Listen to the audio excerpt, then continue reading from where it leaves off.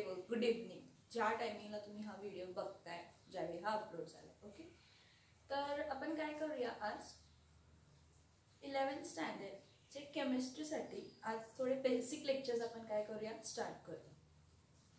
11th स्टँडर्डसाठी basic lectures, 11th चे chemistry subject. कोणत्या सब्जेक्टसाठी? Chemistry या सब्जेक्टसाठी आपण काय करायचं आहे, तर बेसिक लेक्चर्स आज घ्यायचे. तर बेसिक लेक्चर्स म्हणजे काय, तर आपण जे 8th मध्ये, 9th मध्ये, 10th मध्ये खूप गोष्टी शिकलेलो असतो, पण आपल्याला माहित नाही की ते कोणत्या पार्टचे असतात, किंवा माहित असते पण थोड्या गोष्टी आपल्याला समजलेल्या नसतात. तर ते आपण बेसिक त्या पॉइंट पासून काय करूया, स्टार्ट करूया. मग त्यासाठी पहिला मी काय करते, केमिस्ट्रीची डेफिनेशन लिहिते. काय करते, केमिस्ट्रीची काय लिहिते, डेफिनेशन लिहिते. मग त्या डेफिनेशन वरनं मग आपण काय करूया, रिव्हर्स गेअर टाकूया. मग काय असतं, मग कसं असतं, मग का असतं, ह्या गोष्टी नंतर बघूया. काय सगळ्यात पहिला आपण काय बघूया, what is chemistry. What is chemistry. तर बघा, व्हॉट इज केमिस्ट्री, हा सगळ्यांना माहित असते. What is chemistry. Chemistry is branch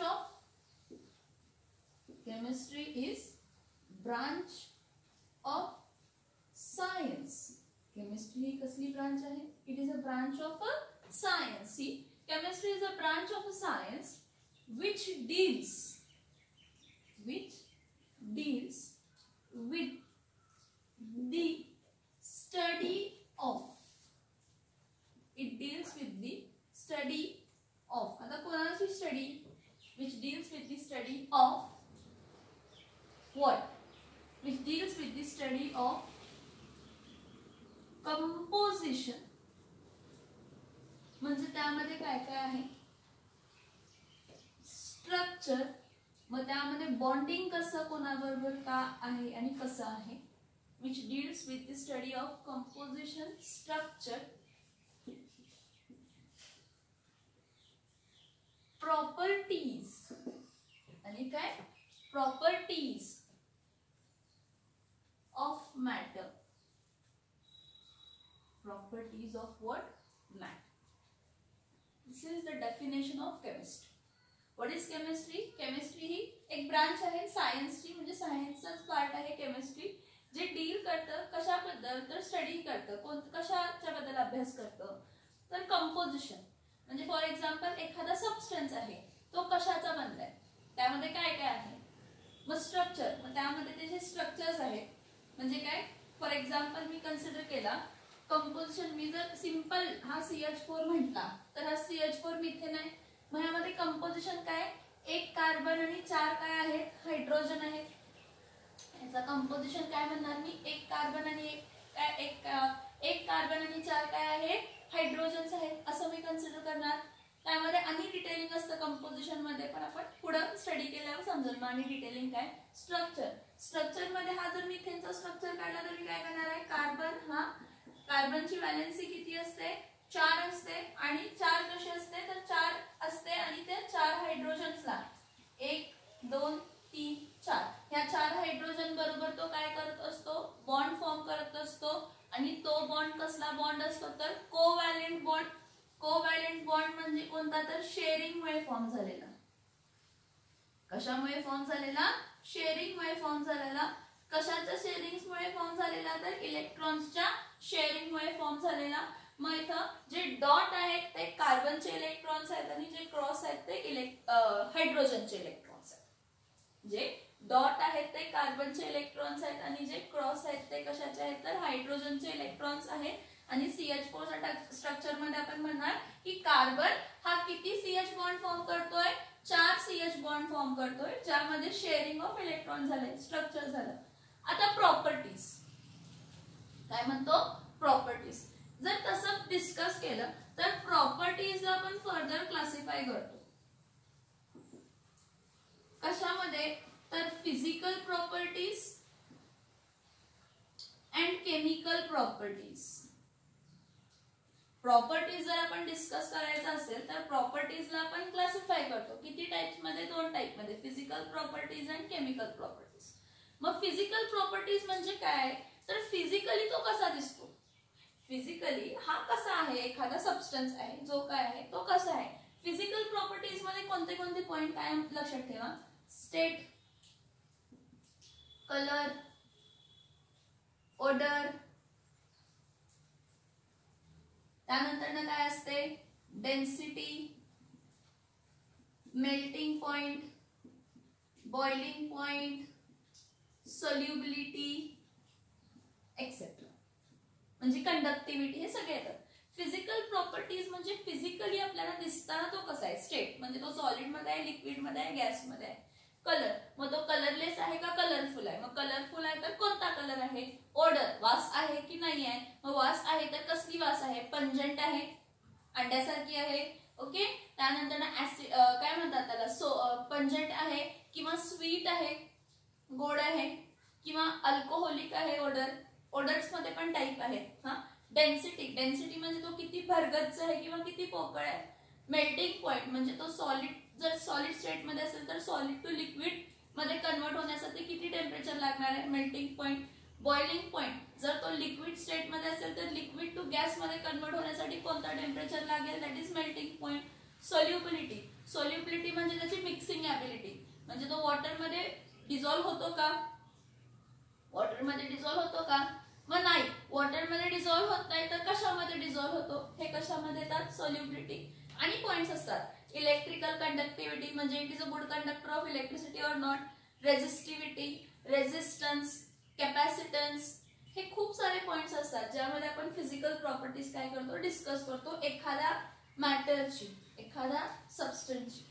तर प्रॉपर्टीज, आता केमिकल प्रॉपर्टीज म्हणजे काय असणार आहे. केमिकल प्रॉपर्टीज म्हणजे काय बघा, it totally depends on the reactivity. इथे केमिकल प्रॉपर्टी म्हणजे काय म्हणतो आपण ह्याला इथं रिॲक्टिव्हिटी. मग त्यामध्ये आपण बघतो की तो ऍसिडिक आहे का बेसिक आहे का न्यूट्रल आहे, ऍसिडिक आहे, बेसिक आहे का न्यूट्रल आहे. मग तो एअर बरोबर रिॲक्ट होतो का, वॉटर बरोबर रिॲक्ट होतो का, मेटल बरोबर रिॲक्ट होतो का, नॉन मेटल बरोबर रिॲक्ट होतो का. मग कोणत्या मेटल बरोबर रिॲक्ट होतो, कोणत्या नॉन मेटल बरोबर रिॲक्ट होतो, ऍसिड बरोबर रिॲक्ट होतो का तो सबस्टन्स, बेस बरोबर रिॲक्ट होतो का तो सबस्टन्स. ओके, कोणत्या ऑर्गॅनिक कंपाऊंड्स बद्दल दुसऱ्या ऑर्गॅनिक कोणत्या कंपाऊंड बरोबर रिॲक्ट होतो का. रिॲक्टिव्हिटी, रिॲक्टिव्हिटी ही जी कॉन्सेप्ट येते ही कशामध्ये येते, रिॲक्टिव्हिटी ही कॉन्सेप्ट कशामध्ये येते, केमिकल प्रॉपर्टीज मध्ये. कशामध्ये येते, केमिकल प्रॉपर्टीज मध्ये येते. ओके, आणि हे सगळं कंपोजिशन किंवा स्ट्रक्चर किंवा प्रॉपर्टीज हे कशाचे आपण डिस्कस करतोय, मॅटरचे. कशाचे डिस्कस करतोय, मॅटरचे. इथं मॅटर म्हणजे शब्दशः आपल्या आयुष्यातला मॅटर नाही. 7th स्टँडर्डला मॅटर म्हणजे काय आपण बघितलंय. मग मॅम आता 10वीचं माहित नाही पहिला आम्हाला, होय की नाही, 2 दिवस आधी काय शिकलोय ते माहित नाही, मग तुम्ही 7वीचं म्हणताय. ठीक आहे, मग तेच सगळं डिस्कस करायचंय. 7वीत काय शिकलो, 8वीत काय शिकलो, 9वीत काय शिकलो, मग त्याचं रिलेशन कसं आहे आणि काय आहे हे आपण आपल्या बेसिक लेक्चर्स मध्ये काय करणार आहे तर डिस्कस करणार आहे. काय सांगितलं लक्षात येतं का बघा, मी म्हटलं की सगळ्यात पहिला आपण डेफिनेशन बघूया केमिस्ट्रीची, कारण आपण सब्जेक्ट केमिस्ट्री शिकतोय. बेसिक बघणार, पण का हे सगळे बेसिक लेक्चर्स आपण का घेतोय तर सगळ्यात पहिला आपल्याला डेफिनेशन माहित असायला पाहिजे. So what is the definition of chemistry. Chemistry it is a branch of a science which deals with the study of what, composition, structure, properties of matter and one more point, and energy convergence, energy convergence related to it, energy convergence related to it. हा जो energy conversions related to it हा आपण नंतरनं point बघूया, कारण आपण in detail जेव्हा concept बघणार त्यावेळी आपल्याला डिस्क्राइबली समजायचं की energy conversions related to it म्हणजे काय. पहिला आपण हा बघूया. केमिस्ट्री काय म्हटलं, it is a branch of science which deals with this what, which deals with the study. अभ्यास कशाचा अभ्यास करायचा आपल्याला, त्या पर्टिक्युलर सबस्टन्स जो काय मॅटर आहे, जो काय मॅटर आहे त्याचं काय बघायचं आहे, कंपोजिशन म्हणजे तो कशाचा बनलाय. ठीक आहे, त्यानंतर त्याचं काय बघायचं आहे, स्ट्रक्चर, मग त्यामध्ये बॉन्डिंग कोणता आहे, कोव्हॅलेंट आहे, आयोनिक आहे, कोऑर्डिनेट बॉन्डिंग आहे, शेअरिंगमुळे झालंय, लॉस गेनमुळे झालंय, किंवा एकच स्वतःचे 2 पेअर ऑफ इलेक्ट्रॉन्स दुसऱ्याला देतोय. स्ट्रक्चर. Next properties. आता मी तुम्हाला म्हटलं प्रॉपर्टीज शब्दचा असं नाही, प्रॉपर्टीज मध्ये पण 2 टाइप आपण क्लासिफाय करतो. कोणते? फिजिकल प्रॉपर्टी आणि कोणते प्रॉपर्टीज घेतो तर केमिकल प्रॉपर्टीज घेतो. प्रॉपर्टीज आपण इथे एक शब्द घेतलाय, पण त्या प्रॉपर्टीजचा पण टाइप आहे फर्दर, फिजिकल आणि केमिकल. कारण ह्या पुढे आपण जेव्हा केमिस्ट्री शिकणार आहे त्यावेळी आपण डोक्यात लक्षात ठेवायचं की प्रॉपर्टीज आले की त्याचे फिजिकल प्रॉपर्टीज असतात आणि केमिकल प्रॉपर्टीज असतात. मग फिजिकल प्रॉपर्टीज म्हणजे काय म्हटलं, दिसायला कसं आहे, काय काय करू शकतो, त्याचं विदाउट कंपोजिशन चेंज होता. If there is no change in the composition, मग त्याच्या प्रॉपर्टीज. मग काय? स्टेट, सॉलिड मध्ये आहे, लिक्विड मध्ये गॅस आहे, ऑर्डर, वास येतो नाही येत, मग वास कसा येतो, काय येतो. कलर, तो सबस्टन्स कलरलेस आहे का कलरफुल आहे, मग कलरफुल आहे तर कोणता कलर आहे. डेन्सिटी, किती पोकळ आहे किंवा किती भरगच्च आहे. ठीक आहे. सोल्युबिलिटी, पाण्यामध्ये डिझॉल्व्ह होतो की नाही होत, मग पाण्यामध्ये डिझॉल्व्ह नाही होत असेल तर मग कोणामध्ये डिझॉल्व्ह होतो, कोणत्या सबस्टन्स मध्ये डिझॉल्व्ह होतो, कसा डिझॉल्व्ह होतो आणि का डिझॉल्व्ह होतो. ठीक आहे. त्यानंतर ना मेल्टिंग पॉइंट आणि बॉइलिंग पॉइंट. मेल्टिंग पॉइंट आपण काय म्हणतो, मेल्टिंग पॉइंट इथं आपण काय म्हणतो की melting point is the point where a solid gets converted into liquid. The temperature at which solid gets converted into liquid. जर तो मॅटर सॉलिड मध्ये असला असता तर तो लिक्विड मध्ये कन्वर्ट होण्यासाठी कोणत्या टेम्परेचरला झाला असता, किंवा लिक्विड मध्ये असेल तर लिक्विड टू गॅस मध्ये कन्वर्ट होण्यासाठी कोणत्या टेम्परेचरला झाला असता. समजते. Next chemical properties. मग केमिकल प्रॉपर्टीज कोणते कोणते होते तर त्याची रिॲक्टिव्हिटी. सगळ्यात पहिला तो ऍसिडिक आहे का, बेसिक आहे का, न्यूट्रल आहे. ओके. त्यानंतर आपण काय म्हणतो की नंतर त्याची रिॲक्टिव्हिटी, एअर बरोबर रिॲक्ट होतो का, वॉटर बरोबर रिॲक्ट होतो का. ठीक आहे. एअर बरोबर रिॲक्ट होतो का, वॉटर बरोबर रिॲक्ट होतो का, मेटल्स बरोबर रिॲक्ट होतो का, नॉन मेटल्स बरोबर रिॲक्ट होतो का. बघा मेटल्स बरोबर रिॲक्ट होतो का, नॉन मेटल्स बरोबर रिॲक्ट होतो का. मग मेटल्स बरोबर कोणत्या, सगळ्याच मेटल्स बरोबर रिॲक्ट होणार असं नाहीये. थोड्या मेटल्स बरोबर रिॲक्ट होईल, थोड्या मेटल्स बरोबर नाही रिॲक्ट होईल. मग कोणत्या मेटल बरोबर रिॲक्ट होतो, कसा रिॲक्ट होतो, कोणत्या नॉन मेटल बरोबर रिॲक्ट होतो, कसा रिॲक्ट होतो. ऑर्गॅनिक कंपाऊंड्स बरोबर रिॲक्ट होतो का, म्हणजे ज्यामध्ये CH बॉन्ड आहे. इनऑर्गॅनिक कंपाऊंड्स बरोबर रिॲक्ट होतो का, म्हणजे ज्यामध्ये CH बॉन्ड नाही आहे. इनऑर्गॅनिक कंपाऊंड्स म्हणजे हे सगळं डिस्कशन आपण कशामध्ये करतो तर ही सिंपल डेफिनेशन आहे केमिस्ट्रीची. What is that chemistry? It is a branch of science which deals with the study of composition, structure, properties of what matter and energy conversions related to it. Matter ला related energy conversions. Matter ला related काय असणार आहे तर energy काय असणार आहे तर conversions असणार. ठीक. एवढा पॉइंट समजला का बघा. आता मग हे सगळं आपण स्टडी कशाबद्दल करतोय, मॅटर बद्दल. म्हणजे आपल्याला मॅटर म्हणजे काय माहित असायला पाहिजे. हे सगळं आपण कशाबद्दल स्टडी करतोय, मॅटर बद्दल स्टडी करतोय. मग व्हॉट इज मॅटर सांगू शकता का कोणी. What is matter? Do you know the definition of matter? In which standard you have learned? I told you की आपण matter हा पॉइंट कोणत्या स्टँडर्ड मध्ये लर्न केलाय, 7th स्टँडर्ड मध्ये लर्न केला. What is matter? सांगू शकता का what is matter? आपल्याला माहित असते डेफिनेशन मोस्ट ऑफ लोकांना. Anything which occupies space and which has its own mass or volume.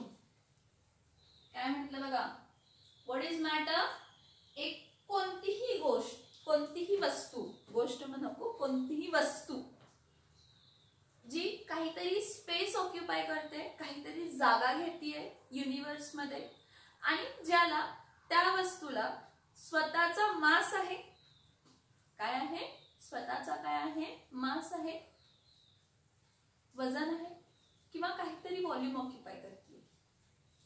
मग बघा हा पेन मॅटर आहे का, का तर ही स्पेस ऑक्युपाय करते. हे बघा इथं ठेवलं इथली जागा घेते, इथं ठेवलं इथली जागा घेते, इथं ठेवा खाली ठेवा कुठेही ठेवा. मी स्वतः मॅटर आहे, बोर्ड मॅटर आहे, मोबाईल मॅटर आहे, ज्यामध्ये तुम्ही बघताय तुम्ही स्वतः मॅटर आहात. तुमच्या आजूबाजूला ज्या गोष्टी आहेत ज्या काहीतरी जागा ऑक्युपाय करतायत त्या युनिव्हर्समध्ये ते सगळे काय आहेत मॅटर. आणि सगळ्याला काही ना काहीतरी मास. हे बघा ह्याला मास आहे, मला मास आहे, तुम्हाला मास आहे, मोबाईलला मास आहे, ओके, बुकला मास आहे, पेनला मास आहे. कोणतीही छोटी वस्तू घ्या, मायक्रो मिलीग्रॅम्स मध्ये घ्या, नॅनोग्रॅम्स मध्ये घ्या, मास आहे किंवा व्हॉल्यूम आहे, डेफिनेट व्हॉल्यूम तरी आहे. So what is matter? Anything which occupies space and which has its own mass or volume. ज्याला स्वतःचा मास आहे काहीतरी किंवा व्हॉल्यूम आहे त्याला आपण काय म्हणतो? मॅटर म्हणतो.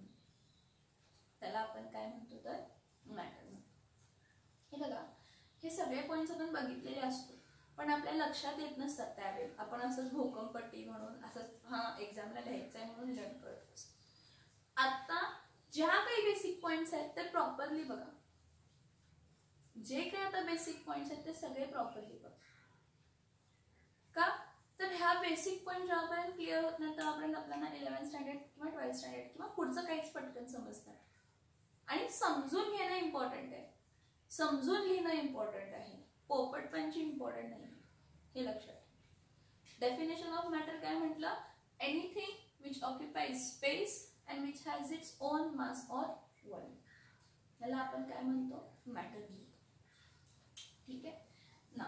आता हा जर मॅटर बघितला तर हा मॅटर मेनली 2 टाइप्स मध्ये क्लासिफाय केला जातो. Matter is classified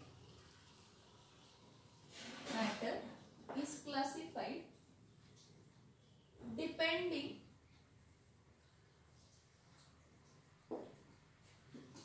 upon its physical state or depending upon its chemical composition. काय म्हटलं मी तर बघा मॅटर जो आहे हा क्लासिफाय केला जातो एक तर डिपेंडिंग अपॉन फिजिकल स्टेट. कशावरती क्लासिफाय करतो मॅटरला? Depending upon physical state. इथं फिजिकल स्टेट म्हणजे लक्षात ठेवा तो सॉलिड मध्ये आहे, लिक्विड मध्ये आहे का गॅस मध्ये आहे. इथं तुम्हाला 2 शब्द मोस्टली मिळणार. एक तर स्टेट, फक्त फिजिकल स्टेट 10 वेळा नाही, एक तर म्हणणार की स्टेट किंवा काय म्हणणार आहे फेज. हा इथं स्टेट आणि फेज हा शब्द एकासाठीच यूज करतो की तो सॉलिड स्टेट मध्ये आहे किंवा सॉलिड फेज मध्ये आहे, लिक्विड स्टेट मध्ये आहे किंवा लिक्विड फेज मध्ये आहे, गॅस स्टेट मध्ये आहे किंवा gas phase. Phase and state they are both similar या केस मध्ये. इथं फेज आणि स्टेट दोन्ही काय आहेत तर सिमिलर केसेस. तर मी काय म्हटलं बघा इथं matter is classified depending upon the physical state. Total तुम्ही म्हणणार हा अजून 2 स्टेट आहेत, बोस आइन्स्टाईन स्टेट आहे, जेल स्टेट आहे. पण आपल्याला असे स्टेट्स बघायचे आहेत की जे नॉर्मल टेम्परेचर अँड प्रेशरला आपल्या अराउंड एक्झिस्ट होतात. आपल्याला असे स्टेट बघायचे की जे नॉर्मल, कशाला म्हटलं मी, नॉर्मल टेम्परेचर अँड प्रेशरला आपल्या अराउंड काय होतात तर एक्झिस्ट होतात. मग बघा ही सॉलिड आहे, पाणी जे आपण पितोय लिक्विड आहे, ऑइल लिक्विड आहे, मिल्क लिक्विड आहे, एअर अराउंड अस काय आहे गॅशियस आहे. मग त्या एअर मध्ये मिक्सचर आहे कशाचा? तुम्ही म्हणाल एअर इज अ मिक्सचर. आपल्याला माहित आहे what is air. Air is a mixture of various gases. मग त्यामध्ये ऑक्सिजन आला, नायट्रोजन आला, कार्बन डायऑक्साइड आला, कार्बन मोनोऑक्साइड आला, सल्फेट्स आले, नायट्रेट्स आले, इनर्ट गॅसेस आले. बघा वाढत गेलं काय ते सांगायचं त्याला. सो नॉर्मली फिजिकल स्टेट इथं आपण फिजिकल स्टेट 3च कन्सिडर करायचे. कोणते? सॉलिड, लिक्विड आणि कोणती कन्सिडर करायची? गॅस. जी नॉर्मल टेम्परेचर अँड प्रेशरला आपल्या अराउंड काय होते एक्झिस्ट होते. तर मॅटरला एखादा मॅटर म्हणजे एखादा सबस्टन्स आहे त्याला आपण क्लासिफाय करताना कसं क्लासिफाय करू शकतो, एकतर तो सॉलिड स्टेटमध्ये आहे किंवा लिक्विड स्टेटमध्ये आहे किंवा गॅशियस स्टेटमध्ये. फिजिकल स्टेट दिसताना तो कसा आहे, सॉलिडमध्ये, लिक्विडमध्ये किंवा गॅसमध्ये. सिंपल, जर आपण H2O हा जर घेतला तर H2O ला आपण सॉलिड स्टेट मध्ये असेल तर त्याला आईस म्हणतो, लिक्विड स्टेट मध्ये काय म्हणतो, वॉटर म्हणतो, आणि गॅशियस स्टेट मध्ये आपण काय म्हणतो, वॉटर वेपर किंवा आपण त्याला काय म्हणतो, steam.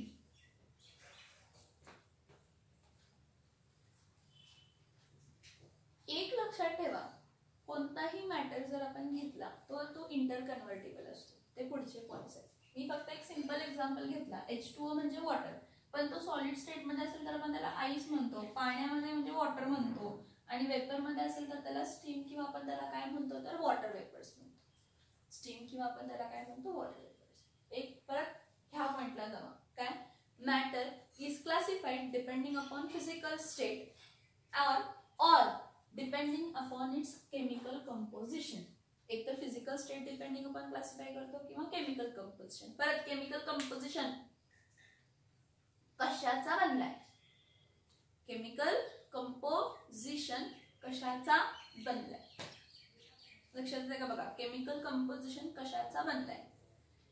If we go on dividing matter, जर आपण मॅटरला काय करत गेलो, डिवाइड करत गेलो,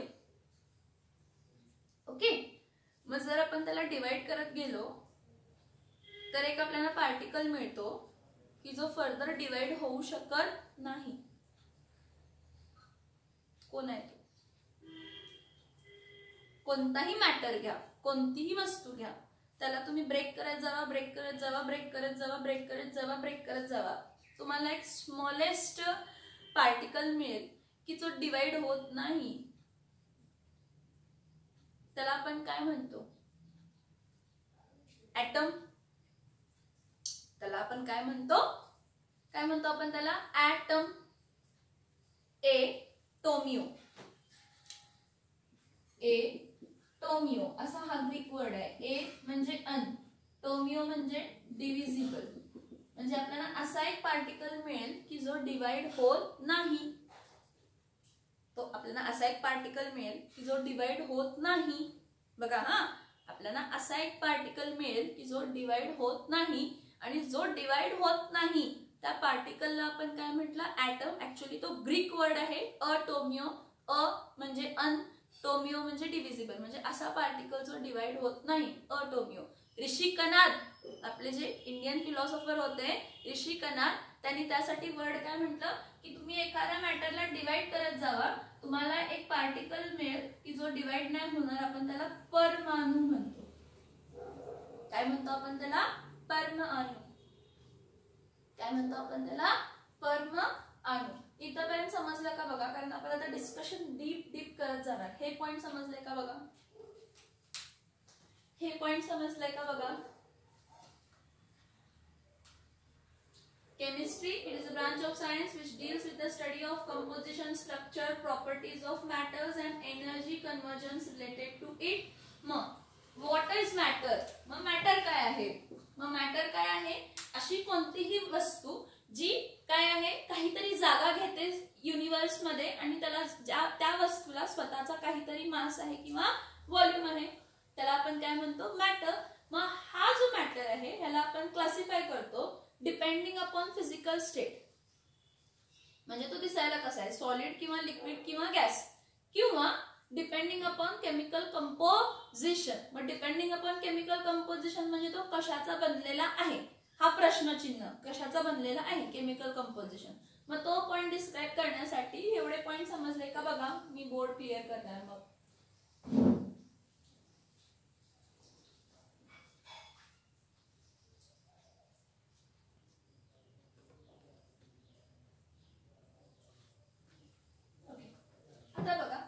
matter is classified depending upon physical state. Physical state म्हणजे कोणते मी तुम्हाला सांगितलंय. फिजिकल स्टेट एक तर तो सबस्टन्स मॅटर जो आहे तो सॉलिड मध्ये आहे, किंवा तो सबस्टन्स लिक्विड मध्ये आहे, किंवा तो सबस्टन्स कोणत्या स्टेटमध्ये आहे तर गॅस स्टेटमध्ये. So depending upon physical state काय म्हटलं की तो सबस्टन्स सॉलिड मध्ये आहे, लिक्विड मध्ये आहे किंवा गॅस स्टेट मध्ये आहे. आपण ह्या तीनच स्टेट कन्सिडर करतो. आता डिपेंडिंग अपॉन केमिकल कंपोजिशन साठी एक आपण एक काय करूया, जर असं बॅक रिव्हर्स गेअर टाकूया.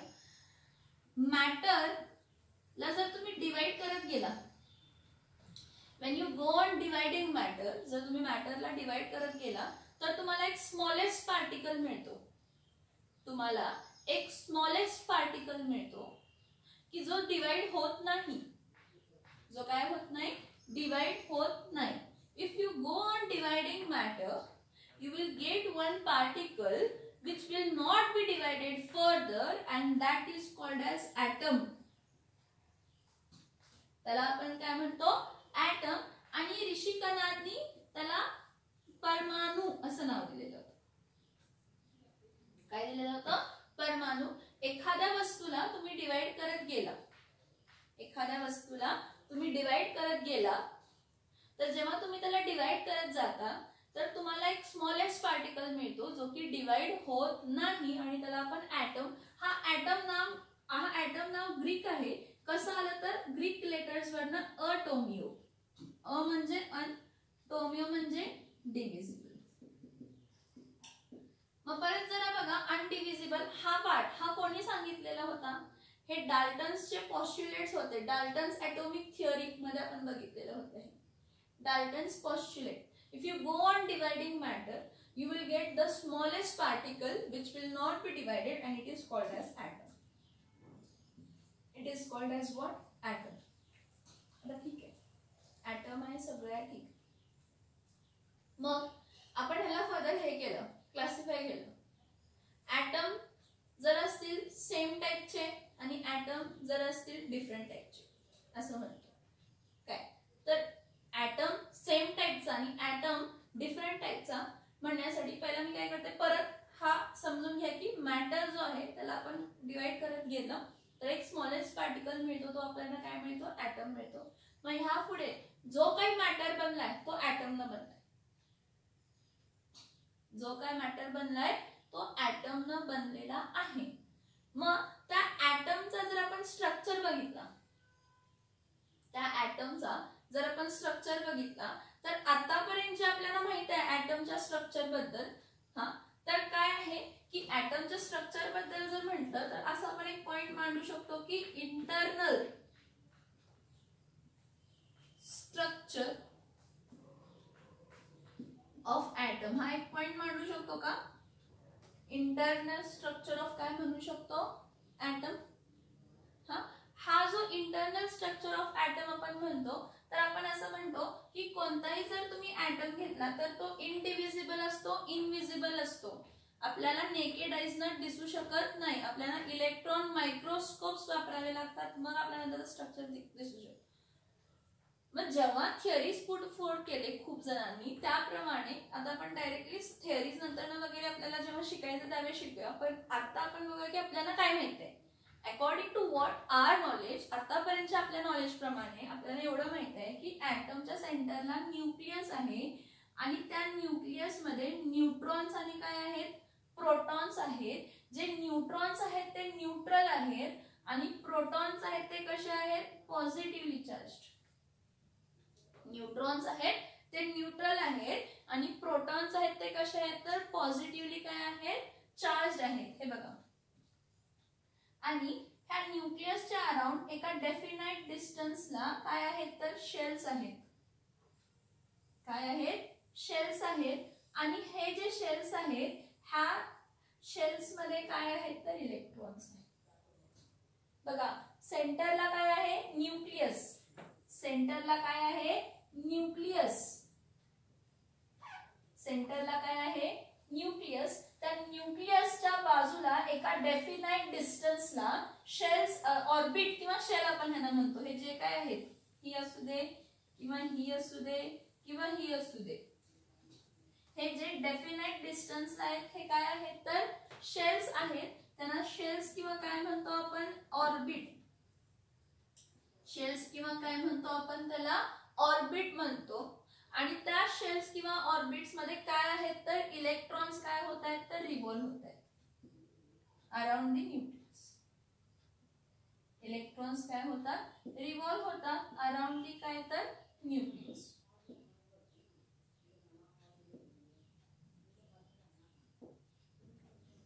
इलेक्ट्रॉन्स काय होतात रिव्हॉल्व होतात अराउंड दी न्यूक्लियस. हे एवढं तर माहित आहे. इथं आपण बघितलेलं होतं की नाही बघितलेलं होतं की इंटरनल स्ट्रक्चर ऑफ ॲटम जेव्हा आपण म्हटलं तर इंटरनल स्ट्रक्चर ऑफ ॲटम जेव्हा आपण डिस्कस केलं त्यावेळी आपल्याला असं दिसलं की सेंटरला काय आहे न्यूक्लियस आहे. सेंटरला काय आहे nucleus. The internal structure says that at the center there is what? At the center there is nucleus which contains what? Which contains what? Which contains protons and neutrons. Which contains protons and what? Neutrons. Now these protons are what? Protons are what? Protons are positively charged. Protons are positively charged and neutrons are what? Neutral. त्यांच्यावरती neutrons वरती काहीही charge नसतो. At the center there is a nucleus which contains protons and neutrons and these protons are positively charged, neutrons are neutrals. Now these protons and neutrons are in nucleus. Are in what? Nucleus. हे protons and neutrons कशामध्ये असतात nucleus मध्ये असतात. therefore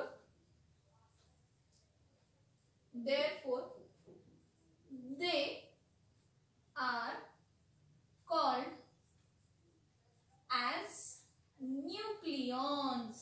बघा काय सांगितलं मी इथं. बघा मी इथं काय सांगितलं.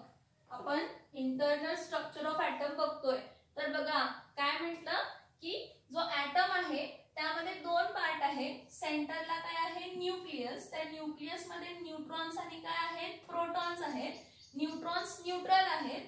प्रोटॉन्स काय आहेत तर पॉझिटिव्हली चार्ज्ड आहेत. प्रोटॉन्स काय आहेत पॉझिटिव्हली चार्ज्ड आहेत. आता हे न्यूट्रॉन्स आणि प्रोटॉन्स हे दोन्ही कुठे आहेत न्यूक्लियसच्या आत आहेत. न्यूट्रॉन्स आणि प्रोटॉन्स कशामध्ये आहेत न्यूक्लियसच्या आत आहेत. न्यूक्लियसच्या आत आहेत म्हणून आपण त्याला काय म्हणतो तर न्यूक्लियॉन्स म्हणतो. म्हणून आपण त्याला काय म्हणतो न्यूक्लियॉन्स. समजलं का बघा इथपर्यंत सेंटर ऑफ न्यूक्लियस.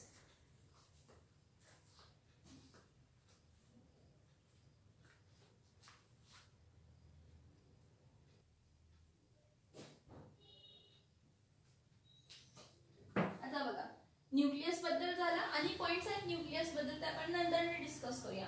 मला सांगा at a definite distance nucleus पासून डेफिनाइट डिस्टन्सला सर्क्युलर शेल्स किंवा ऑर्बिट्स आहेत. सर्क्युलर शेल्स किंवा काय आहेत ऑर्बिट्स आहेत आणि त्या ऑर्बिट्स मध्ये कोण आहेत तर इलेक्ट्रॉन्स. त्या ऑर्बिट्स मध्ये काय आहेत इलेक्ट्रॉन्स. मग आपण काय म्हणणार आहे हा what at a distance from nucleus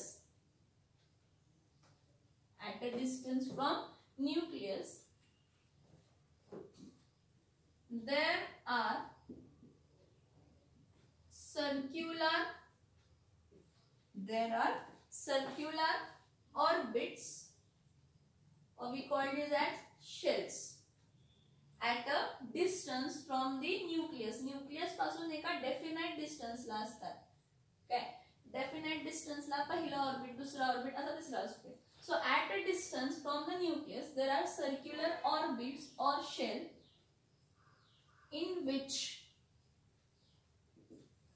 electrons are present. ह्याच्यामध्ये काय असतात इलेक्ट्रॉन्स असतात.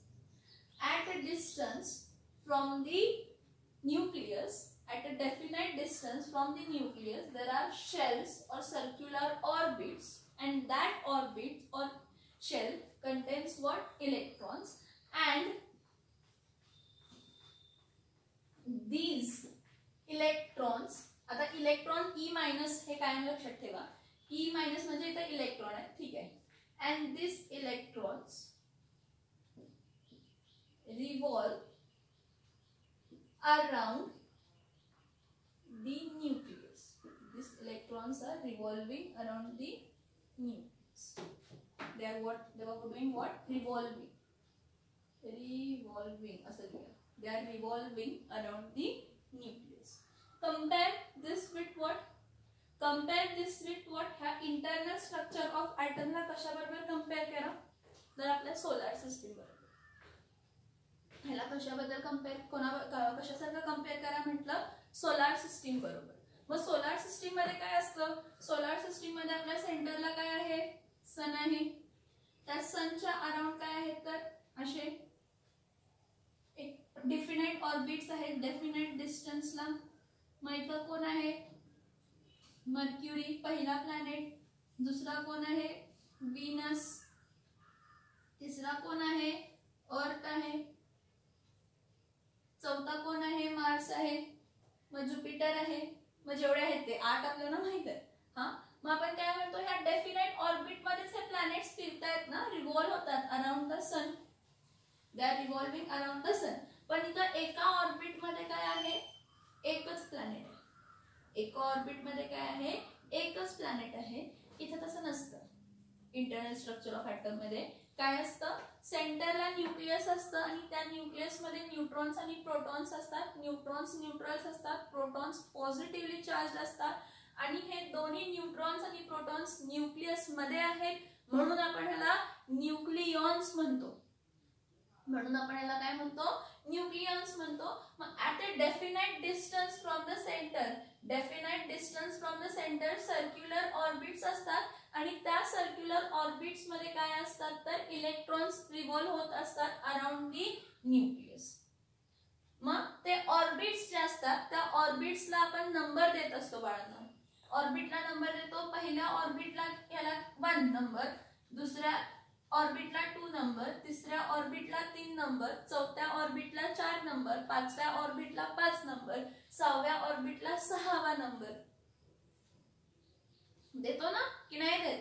हे आपण आता 10th स्टँडर्डला काय 9th मध्ये बघितलंय की न्यूक्लियस आहे. न्यूक्लियस पासून एका डेफिनाइट डिस्टन्सला शेल आहेत. मग पहिली शेल, दुसरी शेल, तिसरी शेल, ह्या शेल्सना आपण शेल नंबर देतो 1 2 3 आणि अल्फाबेटिकली कसं रिप्रेझेंट करतो?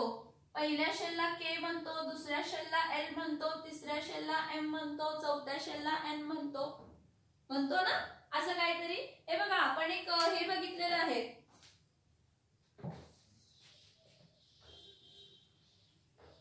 चार्ट बघितलेला, जरा लक्षात घ्या. आणा जरा रिमेंबर करायचं ना आपल्याला आता सगळं. आपण काय म्हटलं की डेफिनाइट शेल्स आहेत. मग त्या शेल्सना नंबर, शेल कोणती? त्या शेल नंबर आणि त्या शेल नंबर मध्ये इलेक्ट्रॉन्स किती असणार आहेत? Number of electrons. असा आपण चार्ट बघितलेला होता. के शेल असते, एल शेल असते, एम शेल असते, एन शेल असते, के एल एम एन ओ असते, पी असते. खूप 7 टोटल कन्सिडर करायचे. 7 का कन्सिडर करायचे ते नंतर सांगते, पहिला हे समजा. शेल कोणते कोणते आहेत? K L M N. K shell पहिली, एल शेल दुसरी, एम शेल तिसरी, एन शेल चौथी आणि ओ शेल पाचवी. आता हे शेल नंबर रिप्रेझेंट करतो एन न. n is equals to 1 म्हणजे K shell, n is equals to 2 म्हणजे L shell, n is equals to 3 म्हणजे M shell, n is equals to 4 is equals to n shell, n is equals to small n, हा small n, इथं small n, shell number n, small n, हा n is equals to 2, n is equals to 3, n is equals to 4, n is equals to 5. मग ह्या shell मध्ये number of electrons कसे देतात? तर आपण तिथे एक फॉर्म्युला बघितलेला होता. कोणता फॉर्म्युला आहे? 2n². हे जे शेल आहे ह्या शेल मध्ये आपण काय म्हणतो, definite amount of electrons revolve होतात, कितीही रिव्हॉल्व होत नाही. ते कोणत्या फॉर्म्युलाने दिला, नंबर ऑफ इलेक्ट्रॉन्सचा फॉर्म्युला इथं काय आला, 2n². एखाद्या शेल मध्ये किती इलेक्ट्रॉन्स येणार आहे, 2n². मग मला सांगा इथं n किती आहे, 1, म्हणजे इथं काय येणार आहे 2 × 1². मग 2 × 1, 2 × 1 किती येणार आहे 2. बघा आम्ही इथं ड्रॉ करताना पण किती इलेक्ट्रॉन काढलेत, 1 2. पहिल्या शेल मध्ये किती इलेक्ट्रॉन्स आहे, 2. नेक्स्ट सेकंड शेल आहे, n = 2 आहे, म्हणजे 2 × n², 2 × 2². मग 2 × 2², 2² 4, 4 2 काय येणार आहे 8. 4 2 किती 8. म्हणजे दुसऱ्या शेल मध्ये किती इलेक्ट्रॉन असतात, 8. बघा 1 2 1 2, हे बघा 1 2 3 4 5 6 7 8. आणि एक लक्षात घ्या, जेव्हापर्यंत पहिली शेल मध्ये 2 इलेक्ट्रॉन्स येत नाहीत, म्हणजे जेव्हापर्यंत 2 इलेक्ट्रॉन्स पहिल्या शेल मध्ये येत नाहीत तेव्हापर्यंत दुसरी शेल फिल व्हायचं स्टार्ट करत नाही. तेव्हापर्यंत तिसरी शेल फिल व्हायचं, जेव्हापर्यंत दुसऱ्या शेल मध्ये 8 इलेक्ट्रॉन्स येत नाहीत तेव्हापर्यंत तिसरी शेल फिल व्हायचं काय करत नाही, स्टार्ट करत नाही. त्याप्रमाणे 3n² म्हणजे 2n² ना, 2 × 3², 2 × 3² 9, म्हणजे किती येणार आहे 18. तसा 2 × 4² that is 2 × 4 4 16, 16 1 16 2 32. Next 2 × 5² 5² that is 2 × 5² 25 that is 50. म्हणजे एखाद्या शेल मध्ये किती इलेक्ट्रॉन्स बसू शकतात आपल्याला ह्या फॉर्म्युलाने मिळतं. आणि आपण हे बघितलेलं आहे. प्लीज आपण डिटेल मध्ये बेसिक लेक्चर्स बघतोय त्यामुळे लक्ष देऊन सगळ्या गोष्टी ऐकायचे की न्यूक्लियस पासून एका डेफिनाइट डिस्टन्सला सर्क्युलर ऑर्बिट्स आहेत आणि त्या सर्क्युलर ऑर्बिट्स मध्ये इलेक्ट्रॉन्स आहेत. त्या सर्क्युलर ऑर्बिट्स मध्ये इलेक्ट्रॉन्स डेफिनाइट अमाउंट म्हणजे ती एखादी ऑर्बिट किती इलेक्ट्रॉन्स बसवून घेऊ शकते, किती इलेक्ट्रॉन्स बसवून घेऊ शकते हे आपण कसं दिलं तर एक लॉजिक सांगितलेलं आहे. त्यामध्ये शेल, पहिली शेल म्हणजे के असते, दुसरी शेल म्हणजे एल असते, तिसरी शेल म्हणजे एन असते एम असते, चौथी शेल म्हणजे एन असते, पाचवी शेल म्हणजे ओ असते. ह्या शेलला डेझिग्नेशन दिलं लेटर्स ना. आणि शेल नंबर आपण देताना 1 2 3, मग शेल नंबर डिनोट करतो आपण एन, शेल नंबर डिनोट करतो आपण एन ने डिनोट करतो. मग एन = n म्हणजे पहिली शेल. मग पहिल्या शेल मध्ये नंबर ऑफ इलेक्ट्रॉन्स किती असतात तर ते कोणत्या फॉर्म्युलाने देतो, 2n². किती देतो 2n². मग दुसऱ्या शेल मध्ये किती असणार आहे तर 2 × n² म्हणजे 2², मग 2 × 3², 2 × 4², 2 × 5². या केसेस मध्ये आपण काय बघतोय, हे सगळे काय बघतोय की एखाद्या डेफिनाइट शेल मध्ये नंबर ऑफ इलेक्ट्रॉन्स किती बसू शकतात. म्हणजे पहिल्या शेल मध्ये 2 इलेक्ट्रॉन बसू शकतात, दुसऱ्या शेल मध्ये 8 इलेक्ट्रॉन बसू शकतात, तिसऱ्या शेल मध्ये 18 बसू शकतात, चौथ्या शेल मध्ये 32, पाचव्या शेल मध्ये 50, सहाव्या शेल मध्ये 72. फाइंड करा सहावी शेल. ठीक आहे, हे एवढं आपण काय करू शकतो, बसवू शकतो. इथपर्यंत लक्षात घ्या. मग एक प्रश्नचिन्ह, एक क्वेश्चन मार्क इथे ठेव. पहिल्या शेल मध्ये 2 बसतात समजते, दुसऱ्या शेल मध्ये 8 बसतात समजते, तिसऱ्या शेल मध्ये 18 बसतात, म्हणजे 18 ऍट अ टाइम सगळे इलेक्ट्रॉन्स बसतात का नाही. इथं आपण पॉइंट बघणार, फिलिंग ऑफ इलेक्ट्रॉन्स, मग त्याचे रूल्स बघणार. मग त्या फिलिंग ऑफ इलेक्ट्रॉन्स आणि रूल्स ह्या कन्सेप्ट पासून नवीन टर्म डेव्हलप होते की एखादा ऍटम आहे. बघा मी काय सांगते, एखादा ऍटम आहे, त्या ऍटमच्या सेंटरला न्यूक्लियस आहे.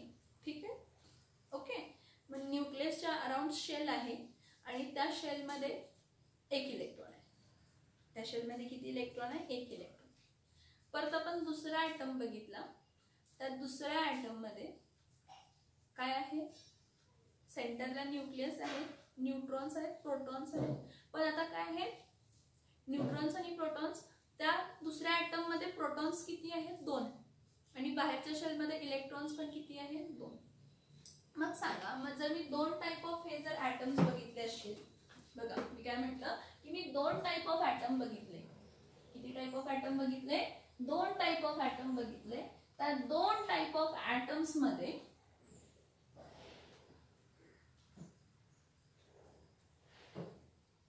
मी एक ऍटम असा बघितला की सेंटरला न्यूक्लियस आहे, त्यामध्ये प्रोटॉन एक आहे, न्यूट्रॉन एक आहे आणि इलेक्ट्रॉन ही एक आहे, असा बघितला एक ऍटम. ठीक आहे.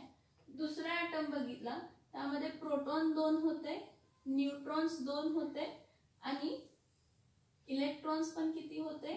दोन होते. हा दुसरा ऍटम बघितला. मग दोन्ही ऍटम सेम असतील का रे?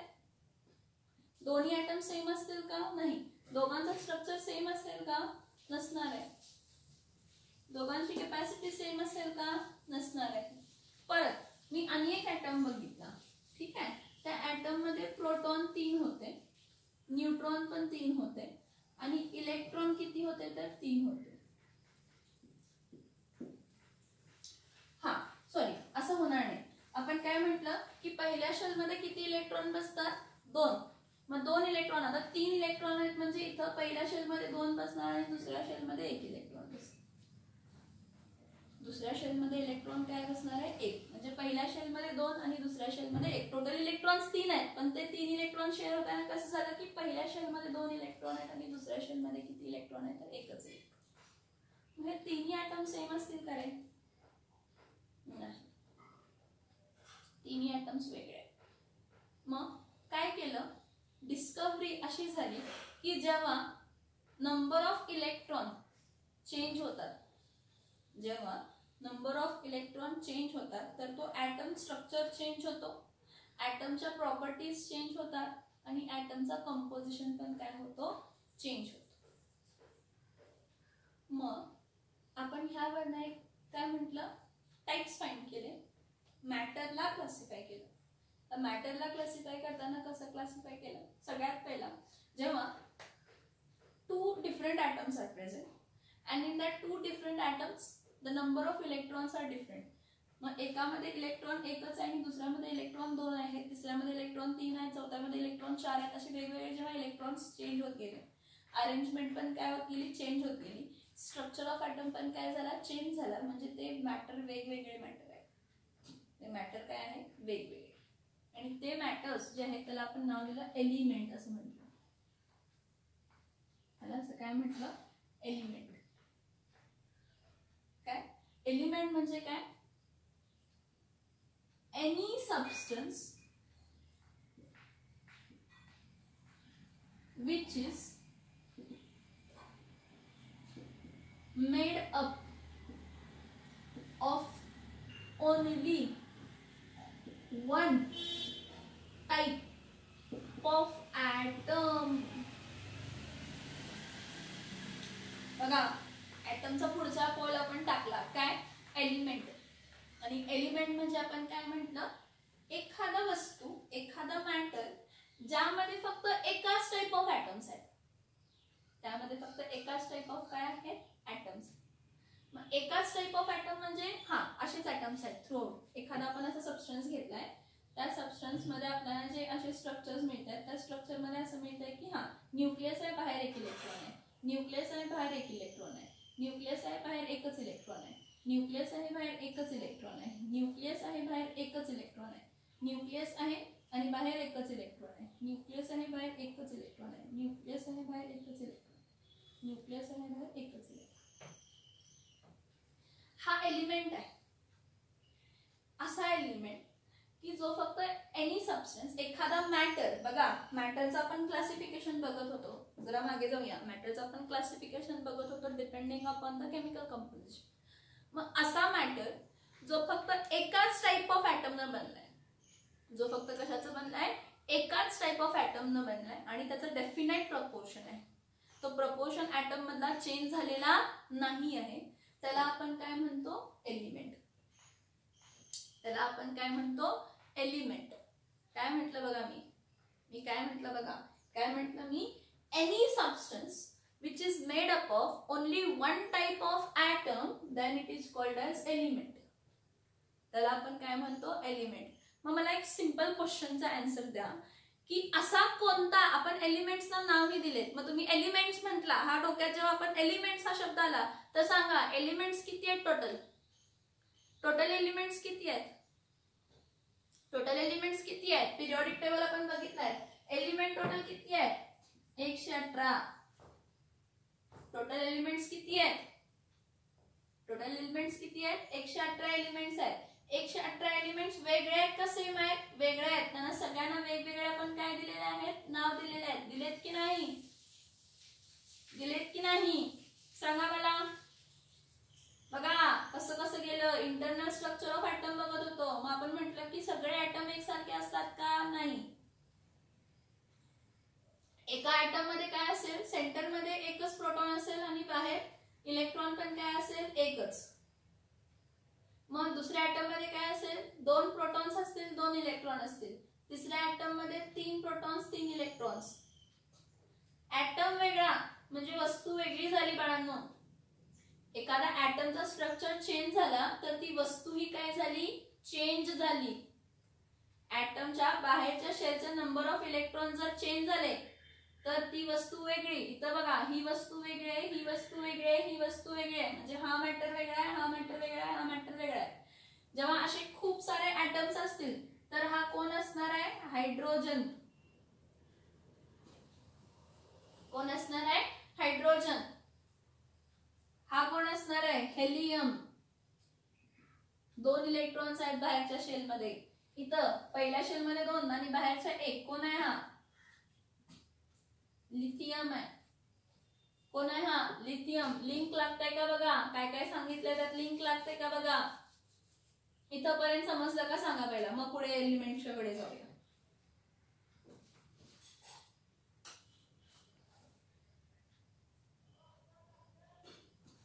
इथंपर्यंत समजले का बघा. मग पुढे कॉन्सेप्ट्स बघूया.